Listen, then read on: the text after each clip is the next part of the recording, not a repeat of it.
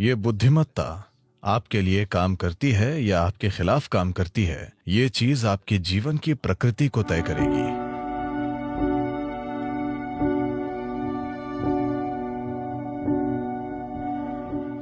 मैं आपको एक सरल प्रक्रिया सिखा सकता हूं, बस उसे कीजिए। जीवन नाटकीय रूप से बदल जाएगा। एक ऐसी बुद्धिमत्ता जिसे आपने कभी सोचा नहीं था कि संभव है, वो आपकी होगी।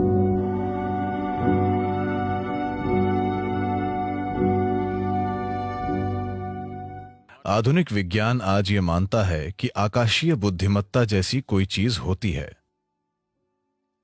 यानी अंतरिक्ष या खाली स्थान में एक तरह की बुद्धिमत्ता है। ये बुद्धिमत्ता आपके लिए काम करती है या आपके खिलाफ काम करती है, ये चीज आपके जीवन की प्रकृति तय करेगी। आप एक धन्य प्राणी होंगे या बाकी जीवन भर मुश्किलों से लड़ते रहेंगे, ये बस इस पर निर्भर करता है कि ये आकाशीय बुद्धिमत्ता आपके साथ कैसा बर्ताव करती है। बिना किसी कारण के लोग जीवन में परेशान रहते हैं, है ना? बिना किसी कारण के कुछ लोगों का पूरा जीवन धन्य लगता है। ये बेवजह नहीं है। इसकी वजह है कि आप या तो सचेतन रूप से या फिर अनजाने में इस विशाल बुद्धिमत्ता का to get the cooperation of this larger intelligence which is functioning. सहयोग प्राप्त करने में सक्षम हैं। जब मैं आकाशीय या अंतरिक्ष या पांचवा तत्व कहता हूं, तो इसे पांचवा तत्व कहना ठीक नहीं है, क्योंकि यही सबसे अहम तत्व है। बाकी दूसरे चार बस उसके ऊपर काम करते हैं। मूल तत्व आकाश या अंतरिक्ष है, इसी पर दूसरे चार काम करते हैं। हम यहां एक गोल ग्रह पर बैठे हैं और यह घूम रहा है। पृथ्वी का घूमना, सौर मंडल, हर चीज। मैं चाहता हूं कि आप ये जान लें कि आकाश ने हर चीज को अपने स्थान पर थाम रखा है। आप अपने स्थान पर अपने आप नहीं बैठे हैं, इसीलिए नहीं कि आपके पास बैठने के लिए नितंब हैं। आप अपनी जगह पर सिर्फ इसलिए बैठे हैं क्योंकि आकाश ने आपको थाम रखा है ना? You think it's your buttock? आपको लगता है कि यह नितंब की वजह से है, आपके नितंब से नहीं। आकाश ने आपको थाम रखा है। आकाश ने पृथ्वी को अपनी जगह पर थाम रखा है। यह आकाश है जिसने सौर मंडल को थाम रखा है। यह आकाश है जिसने इस आकाश गंगा को थाम रखा है। आकाश ने ही पूरे ब्रह्मांड को थाम रखा है, और कोई तार नहीं बंधा है। बस यूं ही, बस ऐसे ही थाम कर रखा है।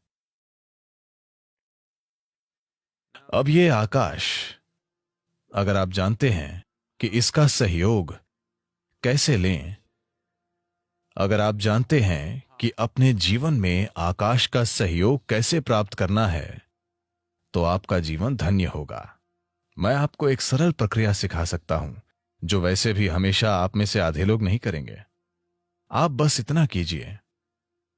सूर्योदय के बाद सूरज के 30 डिग्री का कोण पार करने के पहले, 30 डिग्री का मतलब इतना, 30 डिग्री के कोण को पार करने से पहले आकाश की ओर देखें और आपको आज थामने के लिए नमन करें। जब यह 30 डिग्री को पार कर जाता है, दिन के दौरान किसी भी समय ऊपर देखें और फिर से नमन करें। सूर्यास्त के बाद एक बार फिर ऊपर देखें और नमन करें। ऊपर किसी भगवान को नहीं, बस आकाश को। आपको आज थामने के लिए बस ऐसा कीजिए। जीवन नाटकीय ढंग से बदल जाएगा। क्या आपने गौर किया है कि तेंदुलकर भी ऊपर देखते हैं?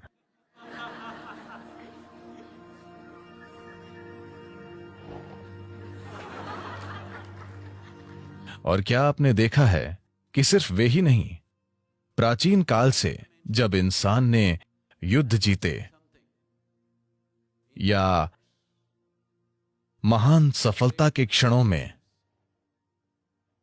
क्योंकि अनजाने में एक एहसास होता है, ठीक है, उनमें से कुछ लोग ऊपर वाले को देख रहे होंगे,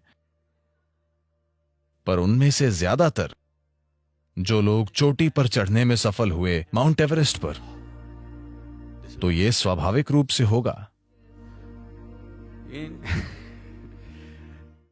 क्या आपने ये देखा है, चाहे वो भाव स्पंदना या साम्यमा, जब आपने अनुभव के शिखर को छुआ, तब क्या आपने गौर किया कि आपका शरीर आभार से भर जाता है?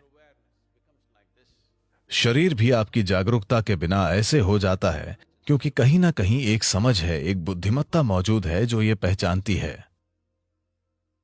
आप इसे सचेतन होकर दिन में 3 बार करें। अगर आपको इससे सहयोग मिलता है तो जीवन जादुई तरीके से चलेगा। एक ऐसी बुद्धिमत्ता जिसे आपने कभी सोचा नहीं था कि संभव है, वो आपकी होगी, क्योंकि एक बुद्धिमत्ता जो आपकी समझ से परे है अभी यहीं पर काम कर रही है ना? क्या ये नहीं कर रही है? ये वो बुद्धिमत्ता है जो ब्रह्मांड को थामे हुए है। ये वो बुद्धिमत्ता है जो सृष्टि का गर्भ है।